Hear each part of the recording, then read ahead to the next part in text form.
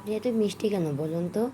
আপনার এই innocent face দেখলে উজান চৌধুরী নিজের ওপর একদম কন্ট্রোল রাখতে পারে না। নিজেকে স্বাভাবিক রাখতে তার বড্ড বেগ পোহাতে হয়। আচ্ছা বলুন তো, আমাকে কবে আপনি পুরোপুরিভাবে সামলাতে পারবেন? আপনার ওই মায়াবী মুখের দিকে তাকিয়ে আমি বারবার ঘায়েল হয়ে যাচ্ছি। আর সম্ভব হচ্ছে না আমার পক্ষে।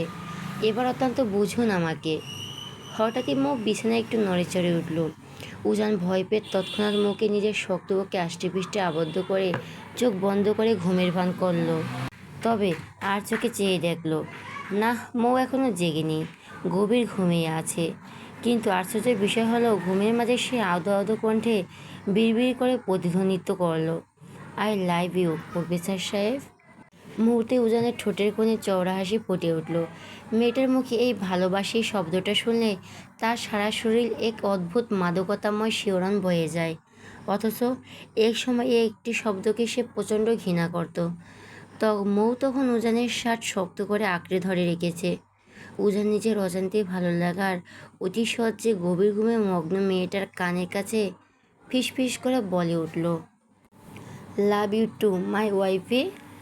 আদৌ ঘুমের ঘোরেও খুব স্পষ্ট করে কথাগুলো শুনতে পেল মৌ। উজান তাকে নিজের বুকের সাথে এত শক্ত করে জড়িয়ে রাখার পরেও মৌ আচমকা হকচকে ধরপড় করে বিছানার উপর উঠে বসল। সে অবাক হয়ে দেখল উজান তখন গভীর ঘুমেই আচ্ছন্ন। অথচ সে একদম স্পষ্ট করে উজানের মুখ থেকে ভালোবাসি কথাটি শুনতে পেয়েছে। সে আর এক মুহূর্ত দেরি না করে নিজের দুহাত দিয়ে ঠেলে ঠেলে উজানকে সজাগ করার চেষ্টা করতে লাগলো।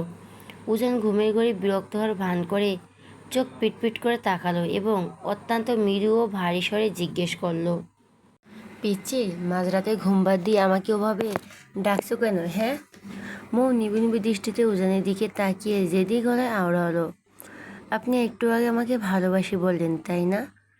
আমি কিন্তু নিজের কানে একদম স্পষ্ট শুনেছি। উজান নিজের ঘুমকাতুরে গলায় চোখ বুঝেই আবার বিড়বিড় করে উঠল, ধুর, ডিস্টার্ব করো না তো, ফিল নিতে দাও। কথাটি বলে উজান আবার এক ঝাটকায় ময়ের কোমর আঁকড়ে ধরে তাকে নিজের কাছে টেনে নিয়ে তার গলার ভাঁজে মুখ গুজে দিল। মৌ তার বুকের ভেতর ছটফট করতে করতে আবারও জেরা করলো, তার আগে বলেন, আপনি নিজের মুখে ভালোবাসি বলেছেন তো? আমি কিন্তু পরিষ্কার শুনেছি, এবার আর লুকাতে পারবেন না।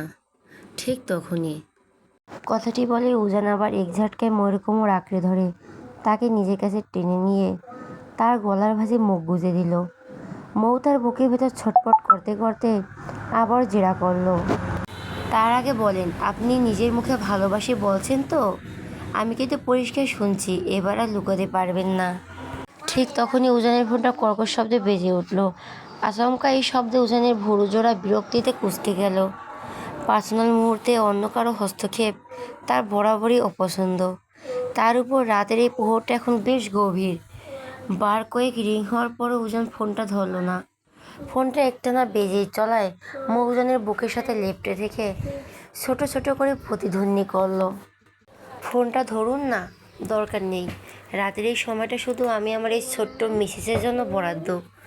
উজান ময়ূর চুলে নাক ডুবিয়ে কথাটি বলে, আরে এত রাতে কেউ ফোন করেছে মানে নিশ্চয়ই জরুরি কোনো দরকার আছে, ধরুন প্লিজ। উজান অত্যন্ত বিরক্তিকর দৃষ্টিতে তাকিয়ে ফোনটা হাতে নিল। স্ক্রিনে একটি আননোন নাম্বার দেখে তার কপাল কুঁচকে গেল। নম্বরটা ফোনে সেভ করা না থাকলেও ওটা কার তা চিনতে উজানের এক সেকেন্ডও বেগ পোহাতে হলো না। এই মাঝরাতে যে শিরিন ছাড়া আর কেউ ফোন দিতে পারে না তা উজান খুব ভালো করেই জানে। এই নিয়ে কত শত নম্বর যে ব্লক করলো তার কোনো ইস্তেফা নেই। কিন্তু নির্লজ্জ মেয়েটা যেন কিছুতেই তার পিছু ছাড়ছেই না। হঠাৎই উজানের মাথায় একটা চরম দুষ্টু বুদ্ধি খেয়ে গেল। ঠোঁটের কোণে প্রতিহিংসামূলক হাসি ঝুলিয়ে সে শিরিনের number direct video call back করলো। অপরদিকে শিরিন এত রাতে খোদ উজানের কাছ থেকে ভিডিও কল পেয়ে খুশিতে একদম গদগদ। সে পরম আহ্লাদে যেই না ফোনটা রিসিভ করলো, অমনি উজান উপাস থেকে এক হুঙ্কার দিয়ে উঠল, কালনাগিনী বাচ্চা, এখনও তোর ওই বেশ্যাগিরি ছাড়বি না, তাই না? তোকে কতবার বলছি ঘরে আমার বিড়ালের বাচ্চার মতো একটা মিষ্টি বউ আছে, তবু তুই কেন কুত্তার মতো আমার পিছু পিছু ঘুরছিস? উজান, জাস্ট শ্যাট আপ। কেন বারবার বউ আছে অজুহাত দিয়ে আমার কাছে মিথ্যে বলছো? তোমার কি মনে হয় আমি এসব কিছু জানি না? আমি জানি তুমি এখনো বিয়ে করোনি। উজান আর এক মুহূর্ত সময় নষ্ট করলো না। সে ফোনের ক্যামেরাটা ঘুরিয়ে ময়ের দিকে তাক করলো। তারপর শিরিনের লাইভ ক্যামেরার সামনে মৌকে আষ্টে পৃষ্ঠে নিজের চওড়া বুকে জড়িয়ে ধরলো। মৌ কিছু বুঝে ওঠার আগে উজান তার কপালে গালে অসহ্য গভীর চুমু এঁকে দিল। পরম মায়া তার গলার নিচে মুখ গুজে দিল। ফোনটা বিছানার এক কোণে সোজা করে রেখে কর্কশ গলায় আওড়ালো, জাস্ট ওয়েট অ্যান্ড সি, আজ তোকে লাইভে আমাদের রোমান্স দেখাবো। উজান যেই না ময়ের সাথে ঘনিষ্ঠতা আর একটু বাড়ালো, অমনি মৌ লজ্জায় আর ভয়ে নিজের চোখ মুখ শক্ত করে বুঝে ফেলল। ভয়ে তার গলা শুকিয়ে কাঠ। সে জোরে একটা ঢোক দিল। মৌ মুখে মুখে যতই উজানকে ভালোবাসি ভালোবাসি বলে পাগলামি করুক না কেন, মানুষটা যখন এতটা কাছাকাছি আসে তখন তার ভেতরটা ভয়ে পেয়ে যায়। মুহূর্তের মধ্যে উজান ময়ের কোমর শক্ত করে আঁকড়ে ধরল। তার পুরুষলিয়া ছোঁয়া ধীরে ধীরে আরও গভীর হতে লাগলো। উজান যখন তার ওষ্ঠধারের ছোঁয়া গলার নিচের দিকে নামিয়ে আনলো, তখন মৌ লজ্জায় ব্যাকুল হয়ে তাকে ধাক্কা দিয়ে সরানোর আপ্রাণ চেষ্টা করলো। উজান তার ছটপটানির মাঝে মুখোমুখি তাকিয়ে মুচকি হাসলো। সে আর একটু নিচু হাতে উপাস থেকে শিরিন নিজের কাঁপতে কাঁপতে ভিডিও কলটা কেটে দিল। নিজের চোখে দেখা এই দৃশ্য সে কিছুতেই বিশ্বাস করতে পারছে না। উজান বিয়ে করেছে, তাও আবার এত ছোট একটা বাচ্চা মতো মেয়েকে। মেয়েটা তো তাদের কলেজেই পড়ে। এর আগে বেশ কয়েকবার উজানকে কেবিনে ঢুকতে দেখেছে সে, কিন্তু তারা যে আসলে হাজব্যান্ড ওয়াইফ তার শিরিনের দূরতম কল্পনাই ছিল না। মুহূর্তে যেন তার চারপাশে পুরো পৃথিবীটা অন্ধকার হয়ে গেল। এদিকে মৌ কোনোভাবেই উজানকে নিজের উপর থেকে সরাতে পারছে না। সে খুব ভালো করে বুঝতে পারছে মানুষটা এই মুহূর্তে নিজের স্বভাবসুলভ গম্ভীর্যের মধ্যে নেই। উজান আলতো করে নিজের ঠোঁট জোড়া ময়ের ওষ্ঠধর ছোঁয়া মাত্রই মৌ খপ করে উজানের রেশমি চুলগুলো টেনে ধরল। উজান চুলের টান লেগে খানিকটা ব্যথা পেলেও মুখে তা প্রকাশ করল না, বরং দুষ্টুমি ভরা চোখে এক ভ্রু নাচিয়ে তাকালো। কি হলো মিসেস চৌধুরী, সামান্য ঠোঁটে স্পর্শ সহ্য করতে গিয়ে অমন হিমশিম খাচ্ছেন? আবার এই আমিটাকে নাকি ভালোবাসেন শুনি।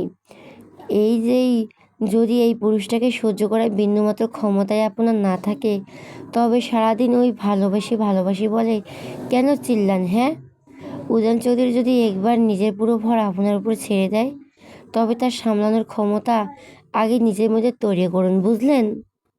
মৌ ফ্যালফ্যাল করে উজানের মুখের দিকে তাকিয়ে রইল। উজান এবার তাকে আর বেশি না বলে ঘাবড়ে গিয়ে আলতো করে নিজের চওড়া বুকের সাথে আষ্টেপৃষ্ঠে জড়িয়ে শান্তভাবে চোখ বুজে নিল। এতক্ষণে ময়ের বুকে ধুকপুকানি একটু কমলো। সে খানিকটা স্বাভাবিক হলো। কিছুক্ষণের মধ্যে চারপাশটা শান্ত হয়ে এলো। মৌ ভাবলো উজান বুঝে ঘুমিয়ে পড়েছে। সেই সুযোগ বুঝে পরম মায়ায় উজানের থুতনিতে নিজের ঠোঁট দিয়ে আলতো করে একটা ছোঁয়া দিল।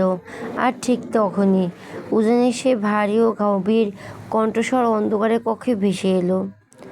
সাবধান মিসেস চৌধুরী, রাত ভিতরে বরের সাথে এমন চুরি করে দুষ্টুমি করা কিন্তু উজান চৌধুরী একদম মেনে নেবে না। উল্টো কোনো মুহূর্তে যে আপনাকে বড় বিপদে হয়ে যাবে বুঝতেই পারবেন না।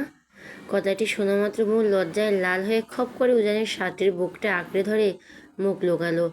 মনে মনে ভাবলো এই মানুষটা কিভাবে যে না ঘুমিয়েছে, ঘুমানোর ভান ধরে মানুষটাকে এভাবে ঠকাতে পারে।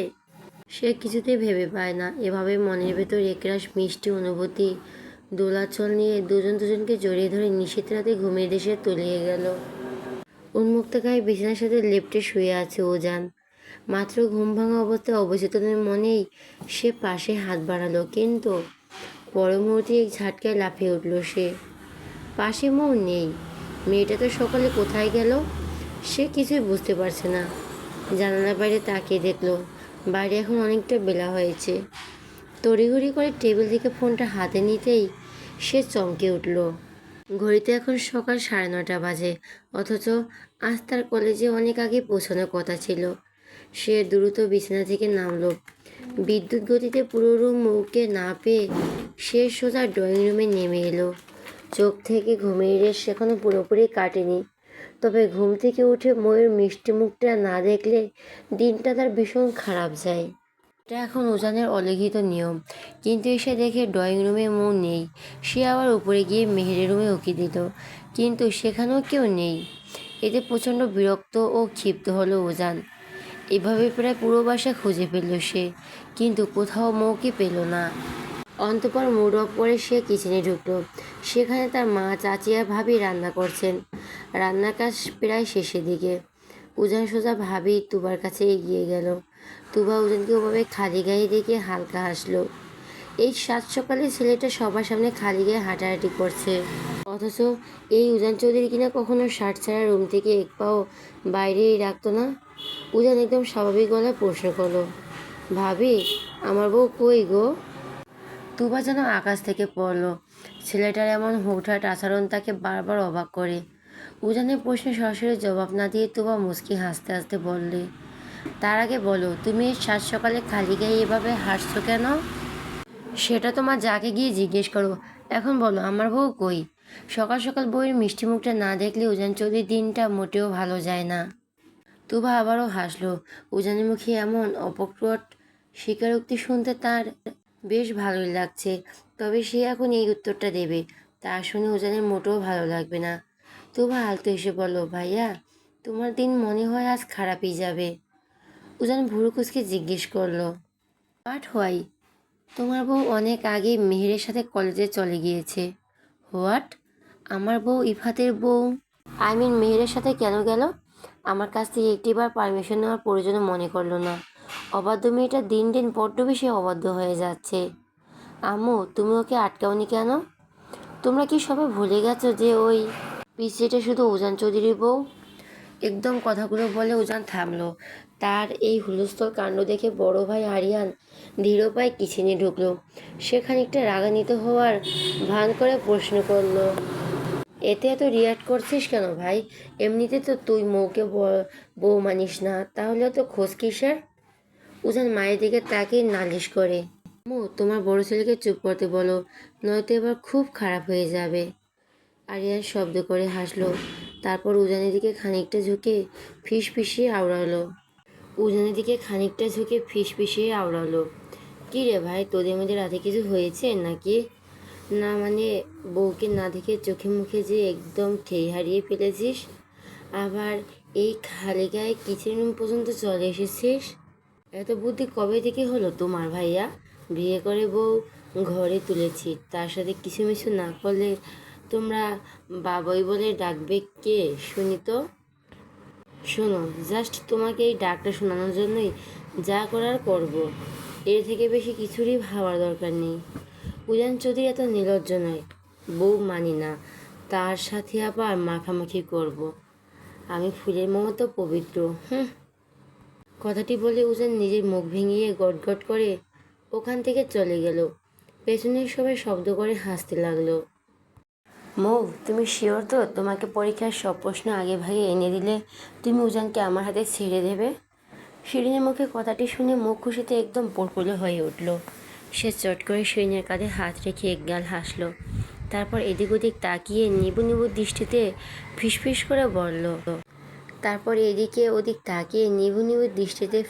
করে বলল, শিওর মানে 100% শিওর ডাইনি। সরি ম্যাম, আপনি যদি আমাকে পরীক্ষার সব প্রশ্ন এনে দিতে পারেন তবে আমার প্রফেসর লাইফকে আপনার কাছে বন্ধক রাখবো, গড প্রমিস। হোয়াট? বন্ধক? বন্ধক মানে কি? আর ম্যাম আপনাকে এত কিছু জানতে হবে না, আপনি জাস্ট উজান স্যারের নিজের করে পাওয়ার কথা ভাবুন আর আমাকে ঝটপট প্রশ্নগুলো এনে দিন, ব্যাস। তো তুমি যে দুদিন পর আবার উজানকে আমার কাছে ছেড়ে দেবে, কেড়ে নেবে না, তার কি প্রমাণ আছে? শিরিন একটু সন্দেহ সুরে জিজ্ঞেস করলো। মৌ এবার কপালে হাত দিয়ে অপেক্ষা সুরে বলল, আমার দাদি ঠিকই বলে, এই যুগে সত্যি কথার কোনো ভাত নেই। আচ্ছা বলুন, এই জন্য আমার কোথায় সাইন করতে হবে? তাসফিয়া মৌ কখনো মুখের কথা খিলাফ করে না, বুঝলেন? শিরিনের মুখে সন্দেহ কেটে গেল। সে হেসে বলল, ওকে ডান, তোমায় আমি বিশ্বাস করলাম। তাহলে আজ থেকে উজান শুধু আমার, রাইট? মৌ মনে মনে দাঁত কিরমির করে বলে উঠল, রাক্ষসী বলে কি, তিন কবুল বলে ভাতার বানালাম আমি, আর ওই ডাইনি বলছে আজ থেকে উজান চৌধুরী নাকি ওনার। শখ কত! আমার দুলার দিকে তাকানো তোর চোখ আমি একটানে উপড়ে ফেলবো না? মনে মনে কথাগুলো বিড়বিড় করে বলল। মুখে এক কৃত্রিম হাসি ফুটিয়ে রাখলো মৌ। তার এই হাসি দেখে শিরিন ভুরুকুচকে জিজ্ঞেস করলো, কিছু বললে মৌ? না না ম্যাম, কিছুই বলিনি। মৌ জিভ কেটে কাছুমাছু হাসলো। ঠিক তখনই উজান গটগট করে হেঁটে তাদের সামনে এসে দাঁড়ালো। সে মৌয়ের দিকে চরম তীক্ষ্ণ সন্দেহ দৃষ্টিতে তাকিয়ে রইল কিছু সময়, কিন্তু মৌ সেসবের বিন্দুমাত্র পাত্তা দিল না। বরং সে আচমকা উজানের হাতটা সে মৌয়ের দিকে চরম তীক্ষ্ণ সন্দেহ দৃষ্টিতে তাকিয়ে রইল কিছু সময়, কিন্তু মৌ সেসবের বিন্দুমাত্র পাত্তা দিল না। বরং সে আচমকা উজানের হাতটা টেনে নিয়ে শটান শিরিনের হাতের উপর গুঁজে দিল। বইয়ের এমন অদ্ভুত কাণ্ডে উজান পুরোপুরি ভ্যাবাচ্যাকা খেয়ে গেল। যেখানে অন্য কোনো নারীর ছায়া উজানের উপর পড়লে মৌ সহ্য করতে পারে না, সেখানে সে স্বয়ং উজানকে শিরিনের হাতে তুলে দিচ্ছে। পুরো ব্যাপারটা উজানের মাথার উপর দিয়ে গেল। সে চরম রাগান্বিত চোখে তাকিয়ে কড়াগড়ায় আওড়াল, মিসেস চৌধুরী, আপনি কিন্তু নিজের লিমিট ক্রস করছেন। মৌ উজানকে ইশারায় থামতে বলে শিরিনকে উদ্দেশ্য করে বলল, ওই ডাইনি, উফ সরি ম্যাম, আমার দুলাজানকে আপনার কাছে গচ্ছিত রেখে গেলাম। মনে রাখবেন, আমাদের মধ্যে যা ডিল হয়েছে সেসব যেন আমি আর আপনি তৃতীয় কোনো ব্যক্তি না জানে। আমি তাহলে এবার আসি। শিরিন খুশিতে আত্মহারা হলো। ঠিক আছে মৌ, থ্যাঙ্কস আ লট, তুমি অনেক ভালো। মৌ মুচকি এসে খানিকটা দূরে চলে গেল, কিন্তু কী ভেবে যেন আবার দৌড়ে ফিরে এলো। তারপর শিরিনের হাতে একটা ডেইরি মিল্ক চকলেট গুঁজে দিয়ে মিষ্টি করে হাসলো। যতদিন না আমার সব পরীক্ষা শেষ হচ্ছে ততদিন রোজ আপনাকে আমি একটা করে চকলেট দেব। আর আমার দুলহা জানকে একটু দেখে রাখবেন, কেমন? বাই ডাইনি। কথাটি শেষ করে মৌ এক দৌড়ে সেখানে থেকে হাওয়া হয়ে গেল। আর যাওয়ার সময় সে এক পলকের জন্য পেছনে ফিরে তাকালো না। আর ওদিকে উজান রাগে আর বিস্ময়ে স্তম্ভিত হয়ে দাঁড়িয়ে রইল।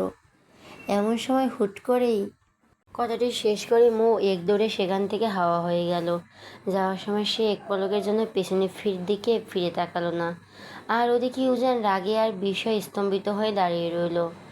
এমন সময় হুট করেই শিরিন উজানকে জড়িয়ে ধরল, আর সাথে সাথে শিরিনের গালে এক সজোরে থাপ্পড় বসিয়ে দিল উজান। এমনিতেই ময়ের এমন অদ্ভুত কাণ্ডে সে মনে মনে প্রচণ্ড বিরক্ত ক্ষিপ্ত ছিল। তার উপরে এই স্যাঁচড়া মেয়েটার বেহায়াপনা তাকে একদম অতিষ্ঠ করে তুলছে। সে রাগে অন্ধ হয়ে শিরিনের মুখটা শক্ত করে চেপে ধরল এবং দাঁতে দাঁত পিষে বাঘের মতো গর্জন করে বলল, তোকে আমি শতবার বলেছি না যে আমার থেকে সবসময় দূরে দূরে থাকবি, কিন্তু তুই কোনো স্তম্ভের নির্লজ্জ যে বারবার অমন কুকুরের মতো আমার কাছে ছুটে আসিস। নেক্সট টাইম যদি তোকে আমার বা আমার বইয়ের আশেপাশে ঘুরঘুর করতে দেখি, ট্রাস্ট মি, তোকে একদম শ্যুট করে দেবো, জাস্ট ফিনিশ। উজান চৌধুরী তোর মতো থার্ড ক্লাস মেয়েদের পাত্তা দেয় না। সে ওয়ান অ্যান্ড অনলি তার মিসেস চৌধুরীকে ভালোবাসে, সো বি কেয়ারফুল। যেহেতু এই ঘটনার কথাবার্তাগুলো শিরিনের ব্যক্তিগত কেবিনের ঠিক আড়ালে হচ্ছিল, তাই কলেজের অন্য কেউ তাদের এই রুদ্রমূর্তি আর বাকবিতক্কা দেখতে পেল না। শিরিন এক হাত দিয়ে নিজের লাল হয়ে যাওয়া গালটা চেপে ধরে চরম অবাক ও অপলক দৃষ্টিতে তাকিয়ে রইল। এই অহংকারী ছেলেটাকে সে কোনোভাবেই নিজের বশে আনতে পারছে না, কিন্তু উজান চৌধুরীকে না পেলে যে তার চলবেই না। উজান তার দিকে আবারও এক তীক্ষ্ণ মারভুর নয়নে তাকিয়ে কড়া গলায় আওড়ালো, বাই দ্য ওয়ে, ওই পিচ্চির সাথে তোর কিসের ডিল করেছো? হ্যাঁ, সত্যিটা কি? আমি এখনই শুনতে চাই। শিরিন উজানের এমন ভয়ঙ্কর রূপ দেখে ভয়ে তোতলাতে তোতলাতে বলে, তো তেমন কিছু না উজান। আমি তাকে লাস্ট টাইম বলছি, পিসি তোকে কী বলেছে তাড়াতাড়ি বল। উজান আরও এক পা এগিয়ে এসে ধমকে উঠল। উজান তার দিকে এভাবে তেড়ে আসায় শিরিন ভয়ে একদম ঘাবড়ে গেল। তার চোখে মুখে তখন ভয় স্পষ্ট ফুটে উঠেছে, যা সিআইডি এজেন্ট উজানের তীক্ষ্ণ চোখ এড়াতে পারল না।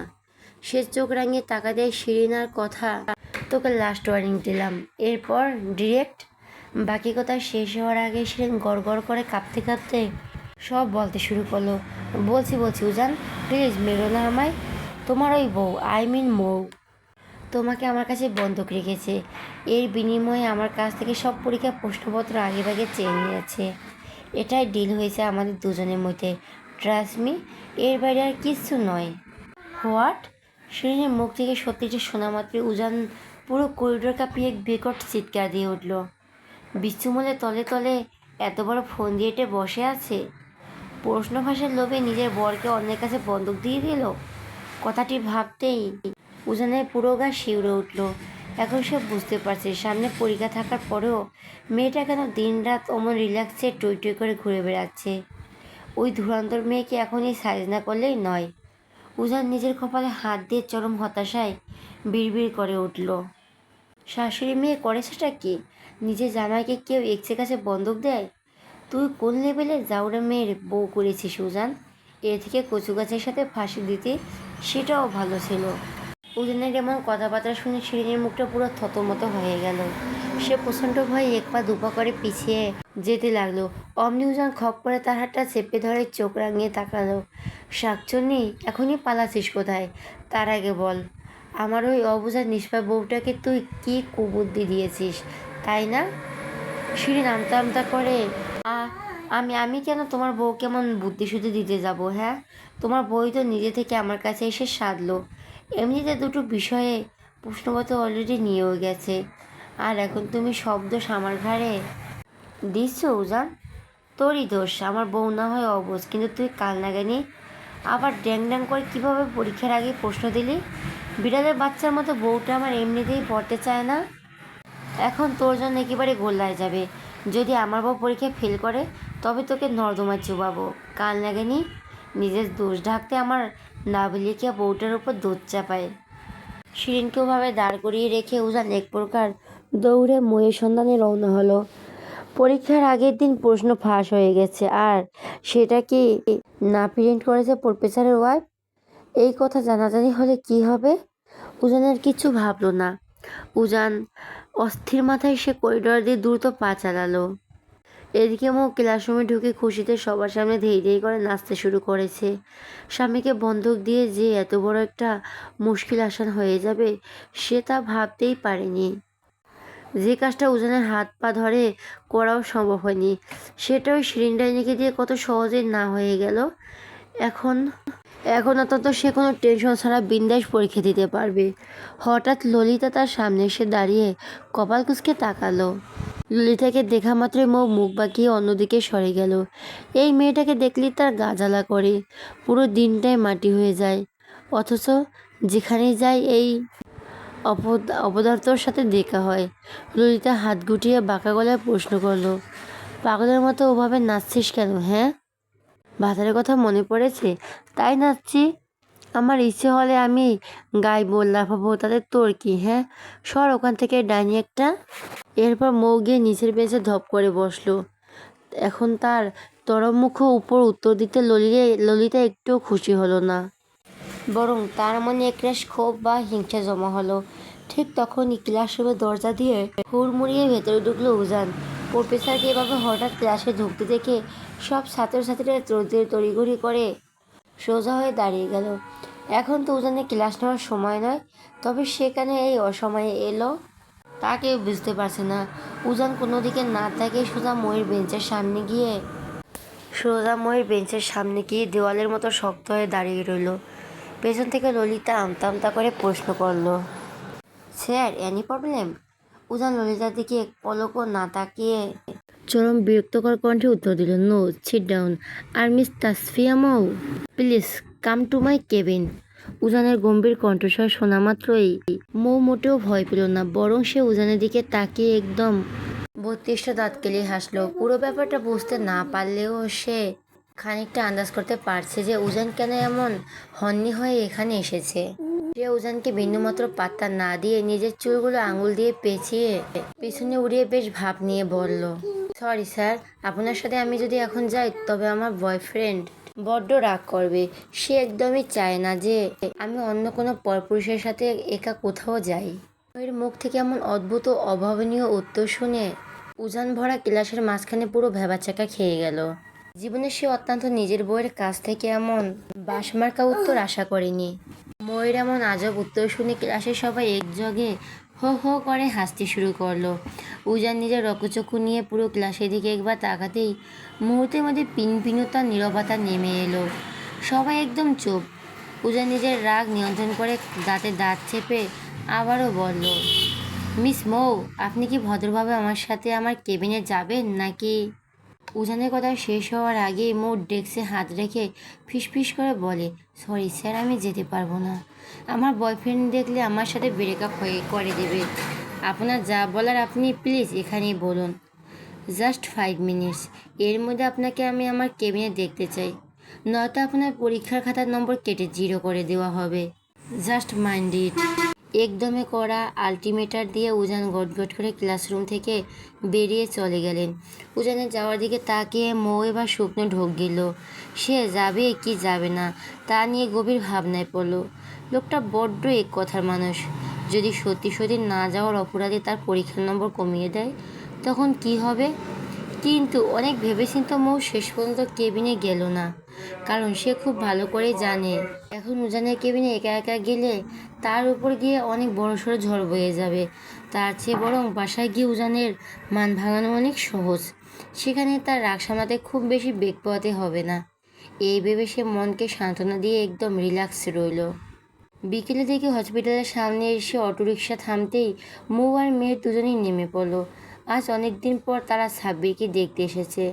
অবশ্য উজানকে এই ব্যাপার কিছুই জানানো হয়নি, পুরো বিষয়টা গোপন রাখা হয়েছে। কিন্তু অটোরিকশা থেকে নামতেই ঠিক পেছনে একটা গাড়ি অনবরত কর্কশ হর্ন শুনে মৌ মেজাজ হারিয়ে চেঁচিয়ে উঠল, কোন শয়তানের নাতি রে অমন কানের কাছে হর্ন দিচ্ছিস? তোকে এক লাথি দিয়ে উগান্ডা পাঠিয়ে দে। বলতে বলতে যেমনই মৌ পেছনের দিকে তাকালো অমনি সে পুরো ক্লাস গ্যাস বের হওয়া বেলুনের মতো চুপসে গেল। উজান নিজের স্পোর্টস বাইকটার ওপর ভর দিয়ে দাঁড়িয়ে আছে। ময়ূর কলিজা যেন শুকিয়ে কাঠ। মানুষটা না বলে এত লুকিয়ে তারা এখানে এলো, অথচ সে কিনা ঠিক তার পেছনে এসে হাজির। উজানের চোখ মুখ দেখে স্পষ্ট বোঝা যাচ্ছে যে সে ভেতরে ভেতরে প্রচণ্ড রেগে আছে। উজান নিজের বাইকটা এক পাশে পার্ক করে দুহাত বুকে বেঁধে ময়ূর মুখোমুখি এসে দাঁড়ালো। তারপর এক পাশে গাম্ভীর্য নিয়ে গভীর স্বরে আওড়ালো, মিসেস চৌধুরী, কি যে বলছিলেন আমায়? কাকে লাথি দিয়ে উগান্ডায় পাঠাবেন শুনি? ও জিভ কেটে কাঁদো কাঁদো মুখে তোতলাতে বলো, আপনি? না না, আমি আপনাকে কিচ্ছু বলিনি তো। এই বলেই সে ওখান থেকে একদূরে পালাতে চাইল, কিন্তু উজান চিল পাখির মতো ক্ষিপ্র গতিতে খপ করে ময়ের নরম হাতটা শক্ত করে ধরে ফেলল। সে নিজের দাঁত পিষে কটমট করে তাকালো। উজান চৌধুরীর চোখ ফাঁকি দেওয়া এত বড় সাহস! স্বামী বন্ধব রেখে প্রশ্ন আউট করা, আবার এখন না বলে হসপিটালে আসা। চল বাসায়, আজ তোমাকে খুব ভালো করে মজা করে দেখাবো। উজান চৌধুরীর চোখ ফাঁকি দেওয়া এত বড় সাহস! স্বামী বন্ধব রেখে প্রশ্ন আউট করা, আবার এখানে না বলে হসপিটাল আসা। চল বাসায়, আজ তোমাকে খুব ভালো করে মজা দেখাচ্ছি। এরপর উজান এক প্রকার জোর করে মেয়ের হাত ধরে হসপিটালের ভিতরে ঢুকে পড়ল। মেহের এতক্ষণ চুপচাপ দাঁড়িয়ে পুরো দৃশ্যটা দেখছিল। এবার সে মুচকি হাসতে হাসতে তাদের পিছু পিছু হাঁটতে লাগলো। উজান করিডোর দিয়ে যাওয়ার সময় কটমট দৃষ্টিতে তাকিয়ে মৌকে ইচ্ছেমতো শাসিয়ে যাচ্ছিল। যা দেখে মেহেরের নিজের ঠোঁট চেপে হাসি সামলাতে আপ্রাণ চেষ্টা করছিল। কিছুক্ষণের মধ্যে তারা সাব্বিরকে কেবিনের একদম সামনে চলে এলো। কেবিনের দরজার হাতল ধরে ঠিক আগ মুহূর্তে উজান হঠাৎ ঘুরে দাঁড়িয়ে অত্যন্ত কড়া গলায় ফিসফিস করে প্রতিধ্বনিত করলো, একদম চুপচাপ ভেতরে ঢুকবে, আর সাধারণত সৌজন্যবশত সাব্বিরকে ভালো মন্দ জিজ্ঞেস করবে। ভুলেও যদি তাকে জড়িয়ে টড়িয়ে ধরেছ তবে সোজা গিয়ে তেঁতুল গাছের উল্টো করে ঝুলিয়ে রাখবো। Just mind it, Mrs Chowdhury. কে শোনে কার কথা? সঙ্গে সঙ্গে উজানের কড়া নিষেধাজ্ঞা সত্ত্বেও কেবিনে ঢোকা পরেই মৌ তার হাত থেকে নিজেকে ছাড়িয়ে একদৌড়ে সাব্বিরের কাছে চলে গেল। সাব্বির তখন মাত্র বিছানায় আধশোয়া অবস্থায় বসেছিল। অমনি মৌ আচমকা এসে তাকে জাপটে জড়িয়ে ধরল। মেয়েটার এমন আকস্মিক কাণ্ডে সাব্বির পুরোপুরি ভ্যাবাচ্যাকা খেয়ে গেল। সে ভয়ক্ত চোখে সরাসরি উজানের দিকেই তাকালো। এই জড়িয়ে ধরা অপরাধের উজান তাকে এই দমবন্ধ করে হসপিটালে পাঠিয়েছিল, আর আজ এখানে এসে মেয়েটা একই কাণ্ড ঘটালো। উজান নিজের রক্তচক্ষু নিয়ে তাদের দিকে তাকিয়ে রইল। তার চোখ দিয়ে যেন আক্ষরিক অর্থে আগুন ঝরছে। মৌ অবশ্য উজানের এই রুদ্রমূর্তি দেখেও না দেখার ভান করে মুচকি হাসল। তারপর একগাল হেসে সাব্বিরকে উদ্দেশ্য করে বলে উঠল, ওগো, তুমি এখন কেমন আছো? ময়ের মুখে এইটুকু কথা শুনে সাব্বিরের গলায় যেন আবার খাবার আটকে বিষম খাওয়ার উপক্রম হলো। সে মনে মনে ভাবলো খানিকটা সুস্থ হওয়া মাত্রই বিছানায় উঠে বসেছে সে, আর এখন এই মেয়েটা নিশ্চয় তাকে পুরোপুরি মার্ডার করতে এসেছে। নয়তো কেউ নিজের বরের সামনে এমন কথা বলে? পাশে সাবিরের মা বসে আছেন বলে মৌ হয়তো উজানকে অতটা পরোয়া করছে না। আর এদিকে উজানের এমন বেহাল দশা দেখে মেহের এক কোণে দাঁড়িয়ে নিজের ঠোঁট চেপে হাসছে। মৌ আবার ন্যাকামি মেশানো গলায় বলা শুরু করলো, কি গো, তুমি আমার সাথে কথা বলবে না? টেনশন নিও না, আমি যখন এসে পড়েছি তখন তোমাকে